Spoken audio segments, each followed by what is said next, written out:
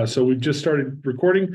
Today is March 13th, 2024. We're doing National Student Exchange Outgoing Orientation. So congratulations to everybody who has gone through this process. If you're on here, that means that you've received a placement and you're interested in learning a little bit more about what the next steps are in your orientation, your matriculation to your host campus. So NSE is a lot of fun. It's a great program for many, many students who have a wonderful time. In all the years that I've been doing NSE, I've never once had a student say that they wouldn't recommend it to another person. So I think you guys are in really good hands. So without further ado, though, we're just going to keep cruising through. If you have not, there is a little link in the chat. I just want to make sure, can you make sure to post the link again? Yep. There's a link in the chat. Just make sure that you complete that so that we know that you've got credit for attending this outbound orientation. It is mandatory. So make sure that everybody signs second form. Remind you again at the tail end as well. Can't repost it. There's nothing showing up. Try this. Oh, no, that's not I it. see sounds better. You did there. Let's try that. There we go. So, and then, all right, cool guys. So, without further ado, we're going to go ahead. So here's what we're going to cover today in our orientation agenda. Before we get started, I'm just going to do a quick moment. You should be able to see in our room.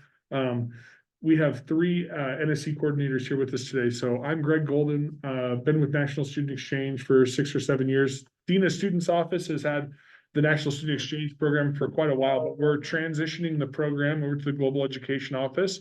I'll let our Global Education Office team introduce them. Hi, I'm Sarah. I work with Education Abroad. I'm happy to be here and learn more and help you all along the way as you need it. Hello, I'm Todd Carr. I'm the Director of Education Abroad, and we're really excited to be working with you all on your National Student Exchange. Cool. So here's what we're going to cover today. We're going to talk a little bit about contact by your host coordinator, the course approval process, some pretty critical information. So if you need to take notes, please do. We're going to send out the PowerPoint to all the students so that you have all these things and the steps and the links and all that stuff if you should need it. But just know that you can take notes. I'm also recording the session today, so if anybody has the desire to watch it over again, you can do that as well. I'll try and see if we can send that out or something. So anyway, so first questions. Has your host campus contacted you yet? It's totally possible that your host campus coordinator has not contacted you. And that's primarily because the avenue that you first need to do is you need to complete your placement acceptance form, or PAF. I alluded to it in the message that I sent to you guys when I notified you of your placement. So it's an automated message that would have come from nse.org, and it is your placement acceptance form, which you digitally sign to accept the terms of your placement. Now, if you sign that placement acceptance form, it doesn't necessarily mean that you're locked into that exchange and you have no other options should you choose to cancel, should you want to do something different down the road. It's no problem. People cancel exchanges all the time. And ultimately, but this is the first step to set forth the next plan of attack for your host coordinator to be able to reach out to you. Some coordinators at host campuses have a policy where they don't reach out to students until they've completed their placement acceptance form. So make sure that you accept it as soon as possible. If you have not signed your placement acceptance form digitally, you should be able to do that. Go log in to your email account that you use, your @UNM email, and you should have an email again from nse.org. If you have not received a placement acceptance form, if you've got questions about that, feel free to pop something in the chat and we'll take note of you guys. And we'll make sure that we send you your placement acceptance form again. But again, you should please make sure to complete your placement acceptance form. So things of material use that your host campus coordinator might reach out about include some of the following, right? Registration. Most students are going to have to fill out some kind of application or to get in the computer system to allow you to register for classes at your host campus. Also, housing applications if you're planning to live on campus, right? There may be requirements to send a transcript. There may be other issues that are just related to your exchange. And that host coordinator is going to be someone that you're going to make contact with that will help you. Here's my word of caution, right? Just remember that, like many of us, NSE coordinators usually isn't their only job. They're usually doing quite a few things. So just remember to be patient. Sometimes some stuff happens, like, for example, computer glitches. I've had on occasion that students do get billed tuition by their host campus. Here's what I would say. It's a mistake. Just notify your host campus coordinator and say, hey guys, just wanted to remind you, I'm a home pay student. That means I don't pay you guys tuition. So looks like we need to fix that. And there's usually an easy reversal, right? Like it's even happened to me with placed students that we've had here at UNM where, whoops, they accidentally got charged tuition. We can reverse those types of things. It's an accident. Don't pay it. That's the most important thing. You're also going to be waiting for things like course equivalencies.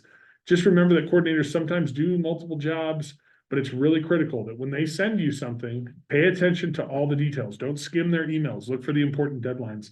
There was a time when I had a student who was placed at the University of Hawaii, Manoa, and Honolulu, and that student was unable to live on campus because they missed a critical deadline. And by missing that critical deadline, it basically nullified their exchange because it was so expensive to live in Honolulu that they couldn't afford to live anywhere but on campus, but they missed the opportunity to live on campus, right? So it's critical that you pay attention to all the information that your host coordinator sends you.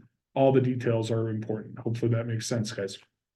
So what we're going to talk about next is we're going to talk about the course approval process for National Student Exchange and how that kind of works. So the first thing that you're going to do is picture for a moment as if you were not going on exchange. What would you be looking to do? Well, you'd probably meet with your advisor. You'd consult some paperwork and say, all right, I need to register for the following courses. But when you're thinking about going on exchange, some of those courses are going to be different. They may have similar titles and they may have similar course descriptions, but ultimately they're not the exact same course always, right? So you're going to have to do some work to identify courses at the other campus that may match some of the courses that you University of New Mexico. So what I'm going to share with you first is there's this really cool website that makes it super easy to be able to find some of those courses that may have already been evaluated. So let me tell you what historically happened. Back in the 80s, when a student had courses evaluated from another campus, what would happen is they came to their advisor with a little piece of paper and they said, hey, I want to have these courses evaluated. That advisor would evaluate those courses. They'd take that piece of paper and then they basically huck it in the trash after they completed the equivalencies to say, hey, such and such Todd Carr is going to have these following equivalencies, and that's really great, right? Well, someone got savvy and said, you know what? We shouldn't review the same courses over and over and over again. So there's this database called TEST, Transfer Evaluation System, where any course that has previously been evaluated by a University of New Mexico student lives. It's a really useful tool because instead of throwing that piece of paper away, somebody recorded the equivalency in this system, and you can benefit from that. So what I'm going to share with you now is how you can go to the transfer equivalency system. So the place that is most popular, again, if you forget these steps, just remember that they're all laid out right here. So place transfer equivalency in the search engine on a UNM web page. All right, well, I'm going to do that real quick. So I'm going to go to, can you guys see my screen right now? I think. Just Not on your the screen. Here, let me just the try, PowerPoint. let me share my screen one more time. All right, now you can see what I'm doing, right? So I'm going to go to my UNM just for kicks, okay? And up here in the little search bar, I'm looking for the search bar. I'm going to type transfer equivalency. And you don't even have to spell it right necessarily because it's smart, right? It pulls Google. So here's this little thing. It's the first link that pops up. Now, this is going to walk you through step by step exactly what to do. But the first thing I'm going to do is, hey, there's this red button. That looks like it wants me to click on it. So I'm going to do that. I'm going to click on this red button. It's going to navigate me to an external website. Now, it's really important that you navigate through the University of New Mexico page, though, because it pre-selects that you're a University of New Mexico student. That way, it knows what courses you're trying to evaluate. So let's say, for example, that I was going to Queens College in New York City, okay? I search the name of the college here, and it's going to pop up all the options. Well, hey, there's Queens University of Charlotte. Well, that's not this one. I'm going to the one in New York City. So I'm going to click on CUNY Queens College. And here's what's going to happen. It's going to populate a page. And this is all of the coursework that has previously been evaluated by University of New Mexico students. So for example, I can be either. Oh, Hey, is your, can you guys see okay? Got it. Good. Can they? Yeah, they can still my- see it. I They was can just- see my page though? I was muting, sorry. No, it's all good. Okay. So course equivalency page. So here on the right-hand side, we can see University of New Mexico course. So for example, if I needed to take a course at the University of New Mexico, when I met with my advisor and they said, hey, Greg, you really need to take this upper division anthropology class, 364. Well, here's what's cool. I know that at Queens College, if I take Anth 308, those are the same courses. This is an ironclad agreement between you and the University of New Mexico that if you take the course in the left-hand column, it will transfer back as the one in the right.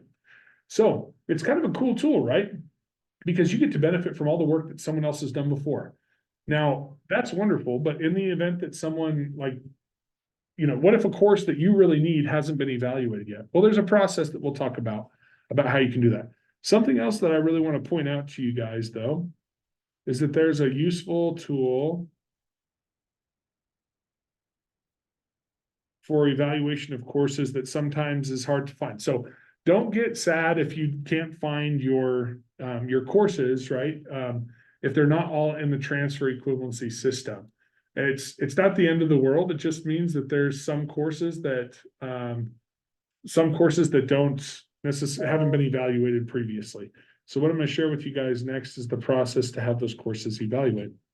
So something to note is sometimes the University of New Mexico underwent something called common course renumbering about 2 years ago. So for example, when I'm looking here in the test system, there's courses like this one, Management 202. That's the University of New Mexico course, right? Well, about 2 years ago, some of our courses changed to a new name. So in order to figure out what the new course is called, I can use this tool called the Common Course Numbering tool to figure out what the new name is, because some of these equivalencies are, 5, 6, 7, even 15 years old. If it's in the system, it's still an equivalent course, but sometimes you need to be able to use this Common Course Numbering key to be able to determine what the class is called now, and that can be helpful to you. So again, in the PowerPoint that we'll send out, there's a direct link to the Common Course Numbering. And again, so I just searched Management 202, that course has changed to something else, right? There's also like English 102. Well, shoot, that class is now called something different too. English 107, 110, all these courses are just now called something slightly different. It's now called, they basically added a 1 to the beginning of a lot of these courses. So if you're seeing a class and you're like, God, that course doesn't even exist at the University of New Mexico that I'm seeing in tests, plug it into the Common Course Numbering to determine what the new name of the course is and what the new number of the course is. So it's a great tool, guys. Now, if you can't find any of the courses that you need in the test system, it just means you have a little bit of work to do, okay? Now, these steps are also outlined one by one, but on the registrar's website, they outline a process and practice that enables our students to be able to look at these courses. And it's really, really small. So how do I make that larger, Greg? Down at the bottom right. Here we go. There we go, guys. So this is a step-by-step guide that's going to outline exactly what you do. In fact, this is actually a screen cap of the form. So students, current undergrad students, UNM only, one form per UNM student. You're going to work with your advisor to determine the applicable courses that you need. That's what we already talked about, right? Identify what courses you would need to take as if you weren't going on exchange.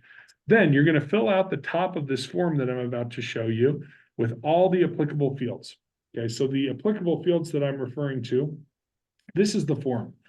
So you're going to fill out all of this information, your student name, your student ID number, your UNM email, and the college and the name of the location that you are going to go on exchange to, right? So if that was Montana State University, you would say Montana State University on that line or something.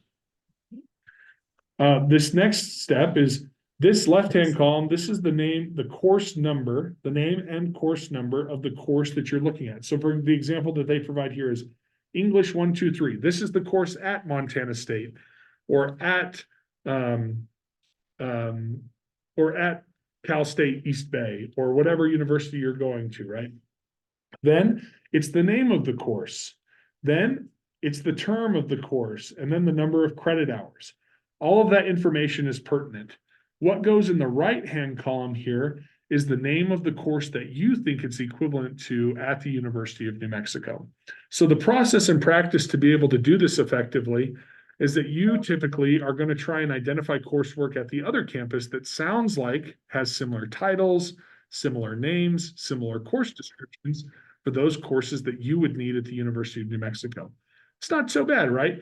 But in a lot of cases, you as the student need to be able to know, well, hey, where do I find like the course or the course catalog for the other university I'm going to? Well, in many cases, what's really great about NSE is there's a space on any campus profile where you can click on the campus profile itself. So for example, I'm just going to pick any random one like Alabama State University. And if you scroll down under this academics tab, there's a link to the campus catalog right here. In some rare occasions, guys, that link is broken. And you might just want to go to Google and say, hey, I'm looking for Alabama State University's campus catalog. But it's right here. That campus catalog is accessible to you and easy to pull. So again, I just pulled that from our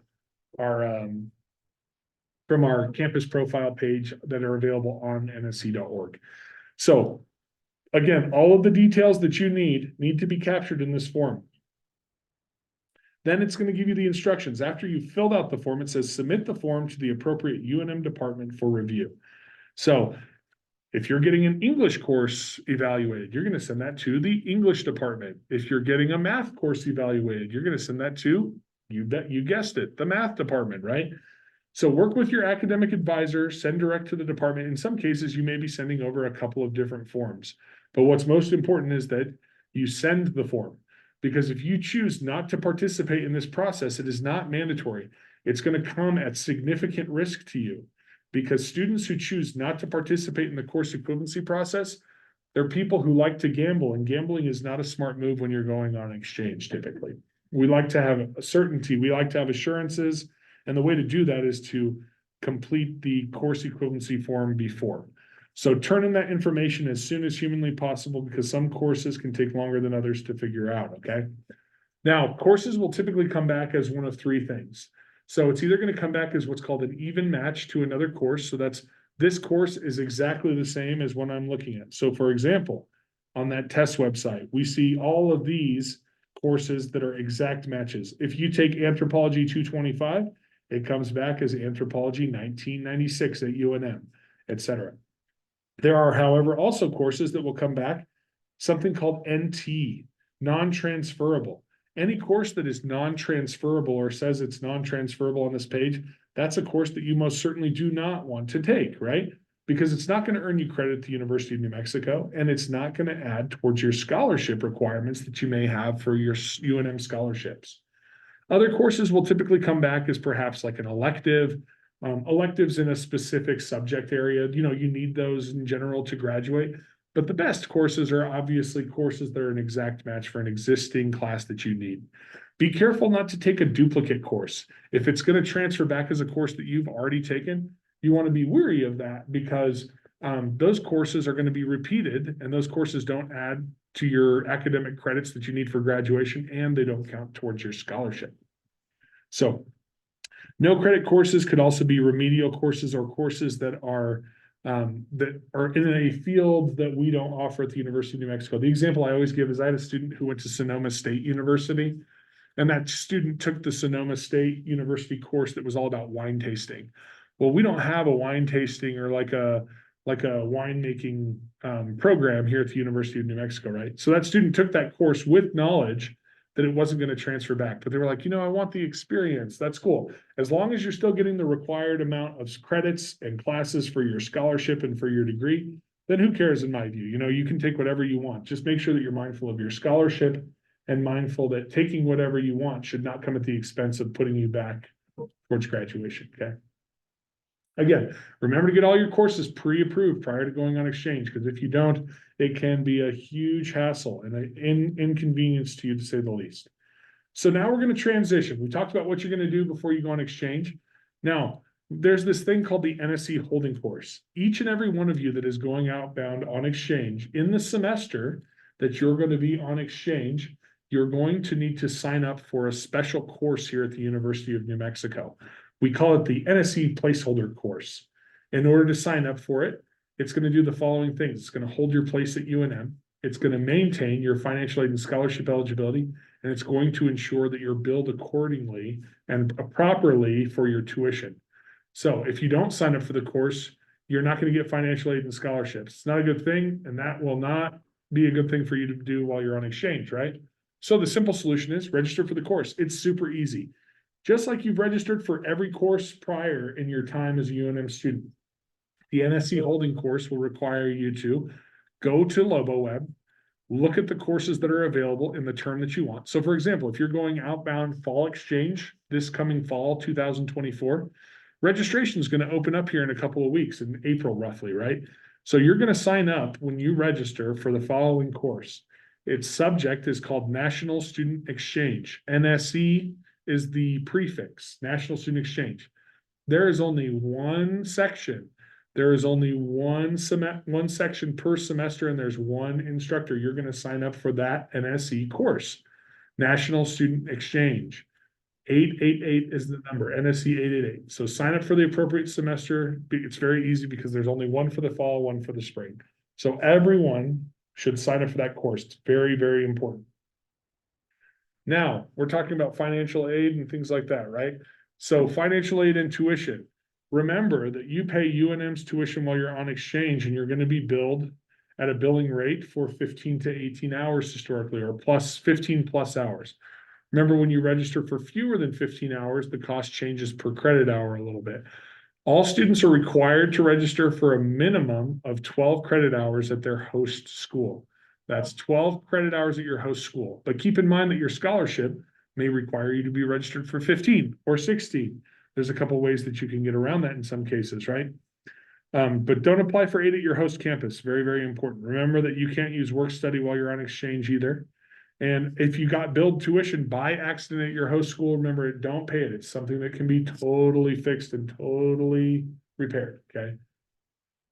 So remember that you have to maintain your NSE eligibility to maintain your scholarship, and you must maintain your course hours and GPA for your scholarship while you're on exchange. So again, if you're required to, even though your host school may say, yeah, we only need you to take 12 hours, you have to still take the full required number of credits at your host campus. Okay, so a way that some students can get around that is you are eligible to take online courses while you're on exchange. So let's say you're registered for 12 hours at your host campus, all of which are going to transfer back to UNM, and you register for 3 credit hours of online courses through UNM. That's going to get you a grand total of 15 hours, and that should satisfy any scholarship requirements that you might have, right?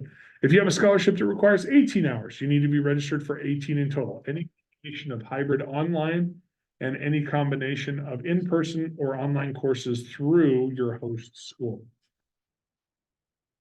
Now, this is important because this is all about scholarship eligibility. I'm going to read this verbatim, okay?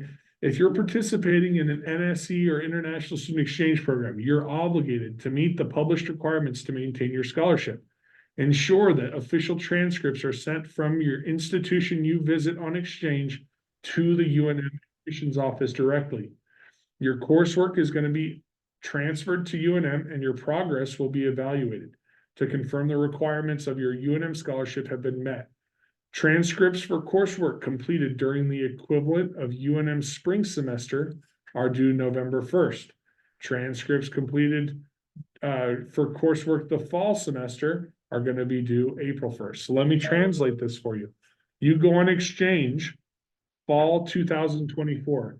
You need to send an official transcript to UNM by April 1st at the latest. That's 4 months later.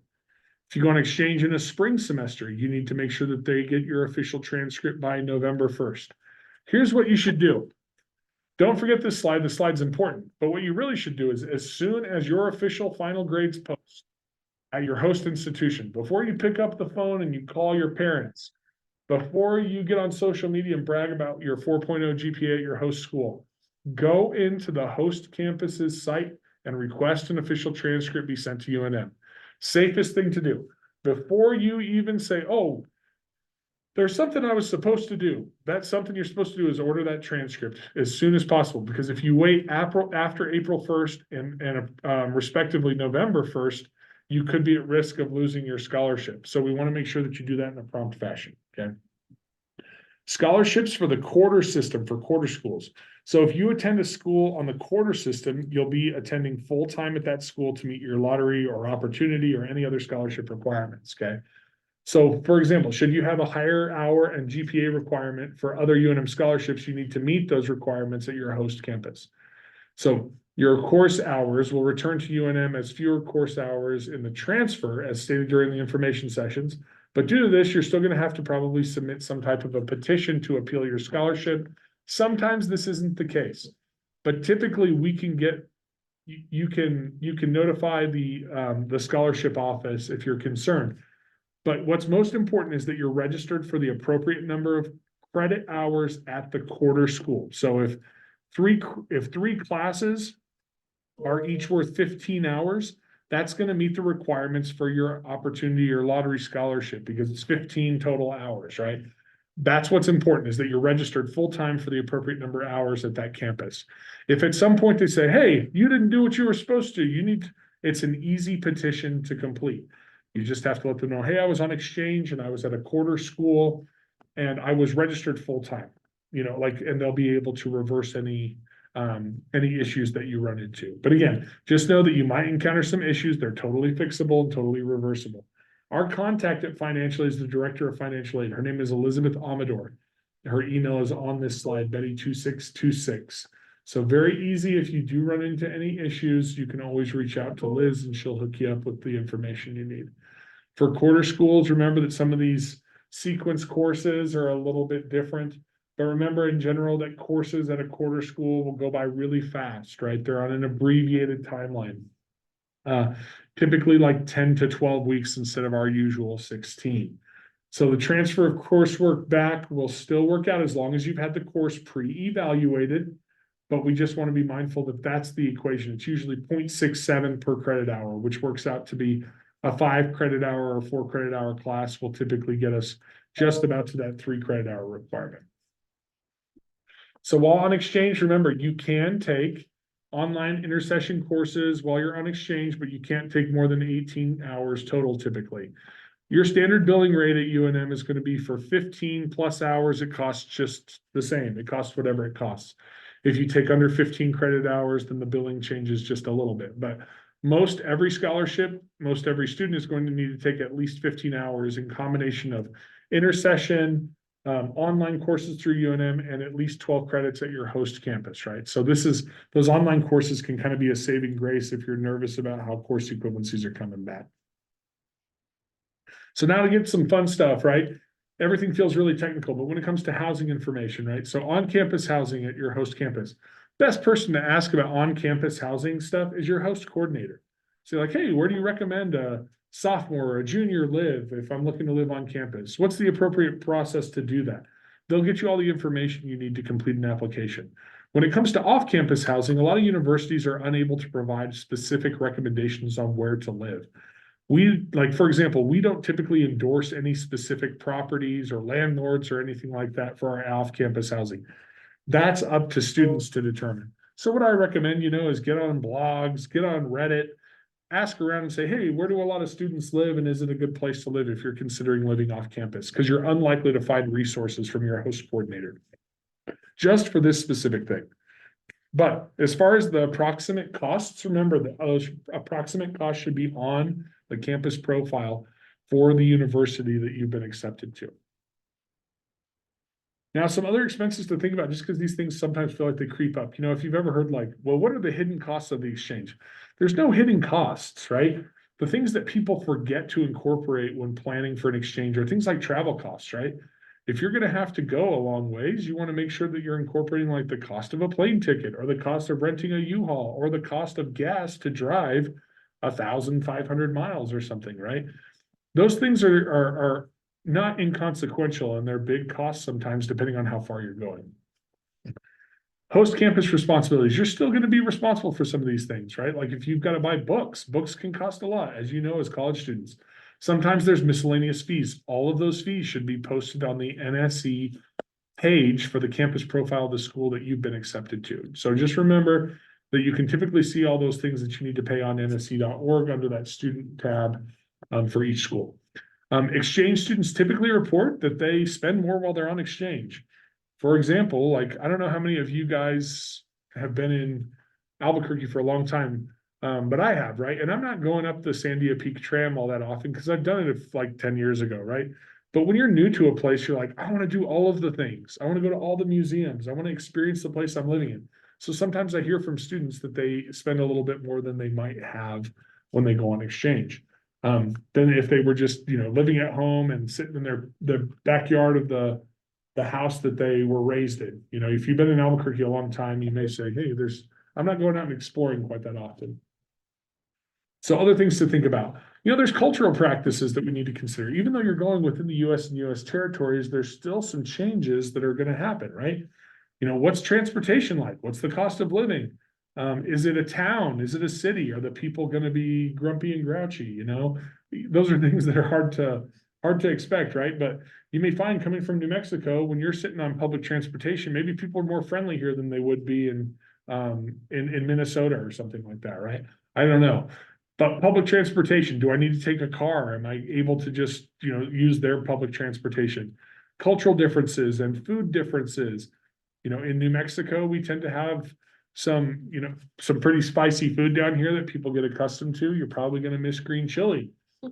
Just little changes and adjustments that you may want to incorporate. So Pooh Bear is wanting to encourage you to think, okay? Now, if you were to encounter any problems on exchange, you can always count on reaching out to a host coordinator or a home coordinator to try and solve those things. But for example, if you're on exchange and you accidentally get billed tuition by your host campus, none of us are going to be able to have the magic wand to fix that.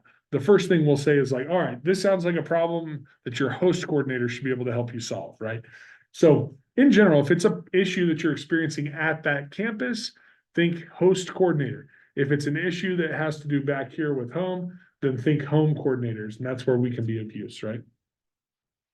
So other questions that come up sometimes, like I said, everyone needs to make sure that they sign their placement acceptance form, right? We'll go ahead and go through and make sure that everybody gets another copy of it straight to your inbox if you haven't completed it before the end of the day. But can you extend your exchange? You may be able to extend your exchange as long as it doesn't go over a year. Coordinators, we have a maximum number of semesters that you can complete an exchange. You can't typically go to any campus for longer than 1 year in duration. Shortening your exchange typically isn't a problem. We'll always allow you to come back to the University of New Mexico. You just want to be mindful of things like, did I sign an off-campus apartment lease that's not going to let me out of that? Right? We'll always allow you to come back, but there may be penalties as far as costs go at your host campus.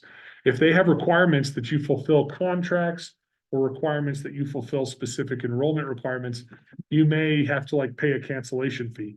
But at the end of the day, there's no reason why you can't come back early. There's no reason why you can't cancel an exchange and continue your time at UNM. There's no barriers there, okay? Extending an exchange is going to be at the liberty of your host coordinator.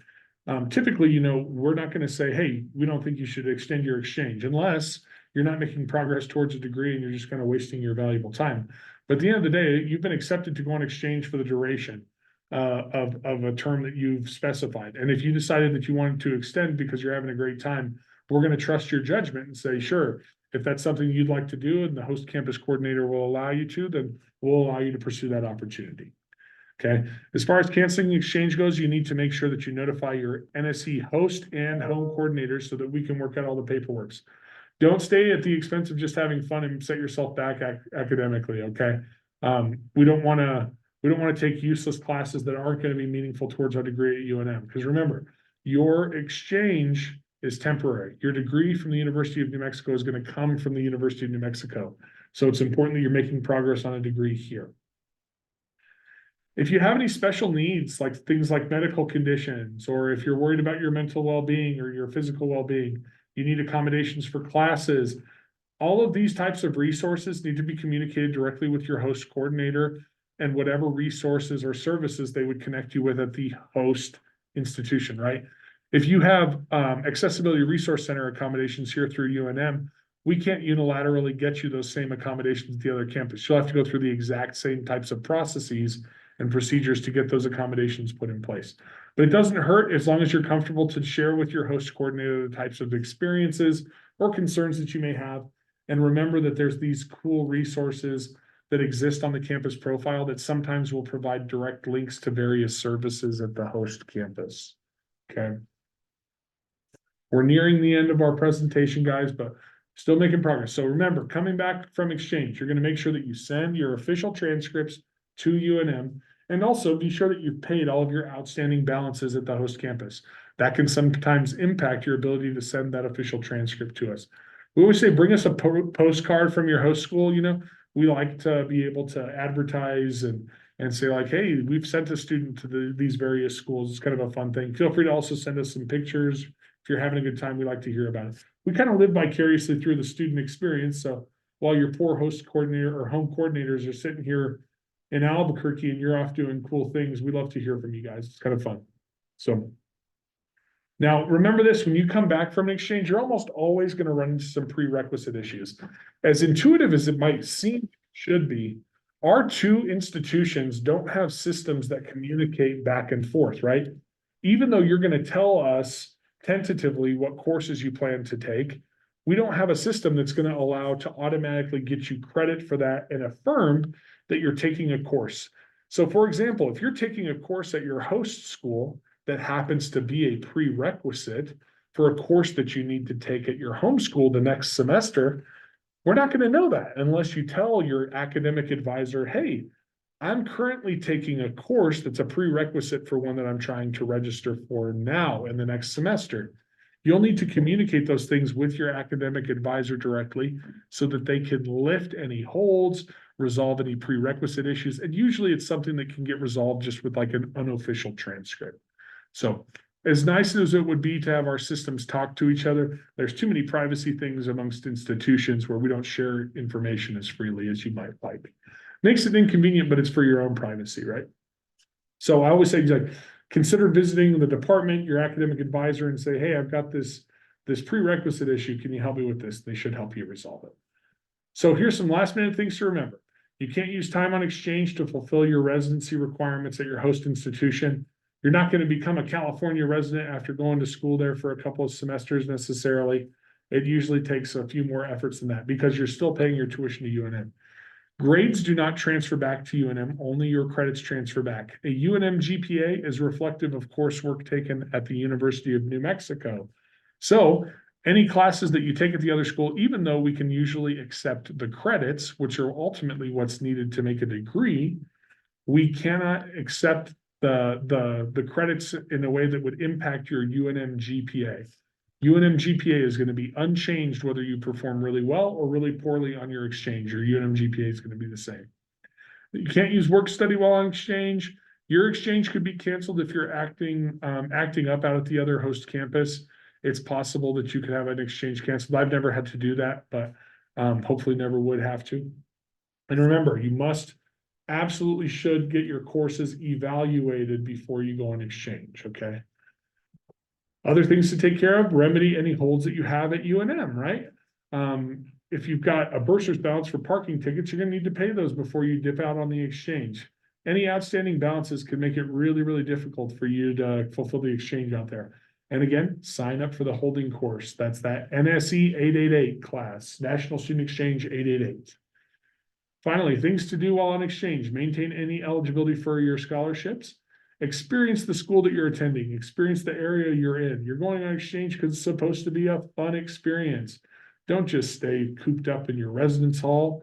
Get out there and experience the sights and the culture. Some cool pictures, have fun, but not too much fun, okay? So now I'm going to stop our recording and then I'm going to pause for any questions and things.